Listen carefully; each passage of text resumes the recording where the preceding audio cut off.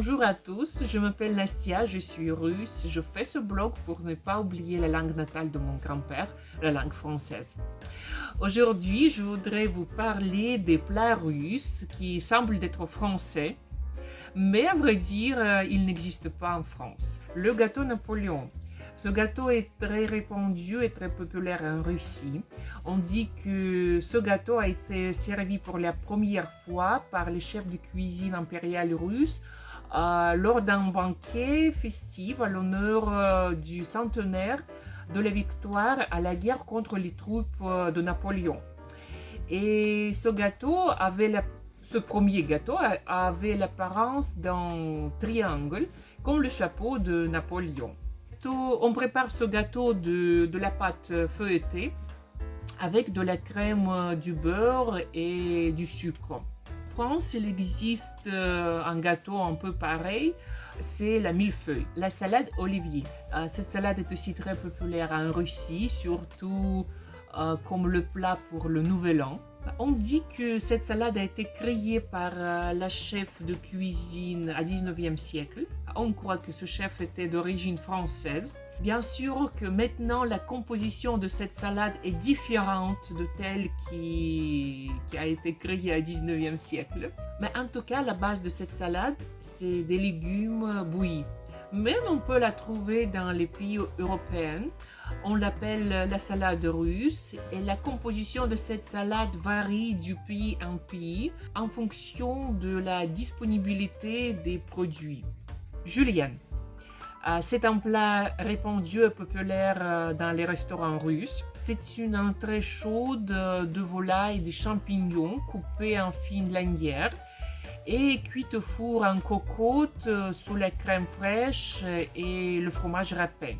Il existe un plat pareil en France, c'est le vol-au-vent, la viande à la française. Ce plat, c'est une version effrontée du plat veau Orlov. Ce délicieux rôti de viande pour le prince Alexis Orlov a été d'abord préparé par le chef de cuisine français Urbain Dubois. Dans la recette originale, la côtelette du veau était cuite avec du gratin de pommes de terre, des cèpes, de la sauce béchamel et une croûte de fromage. Vraiment, c'est délicieux. En EURSS, la recette a été simplifiée au maximum. Et maintenant, un morceau de bœuf est cuit sous les oignons, pommes de terre, mayonnaise et fromage.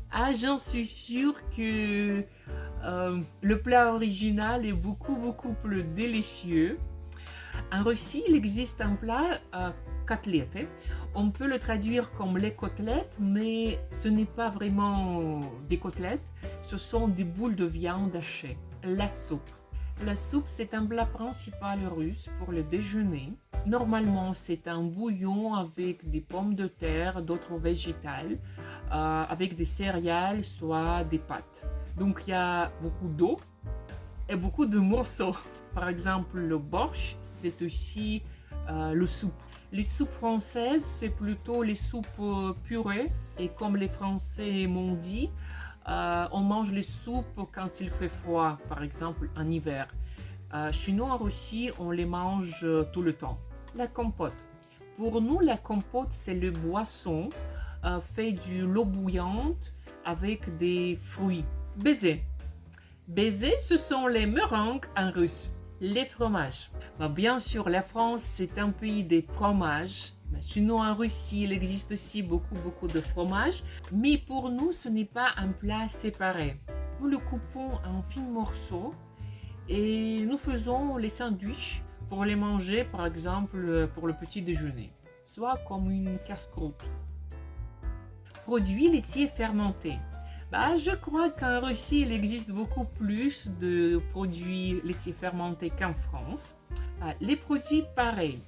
La crème fraîche, le yaourt, le fromage blanc. Ici, on peut déjà trouver la différence entre nos pays. Chez nous, le fromage blanc, c'est plutôt, je ne sais pas, le dessert, soit le plat principal.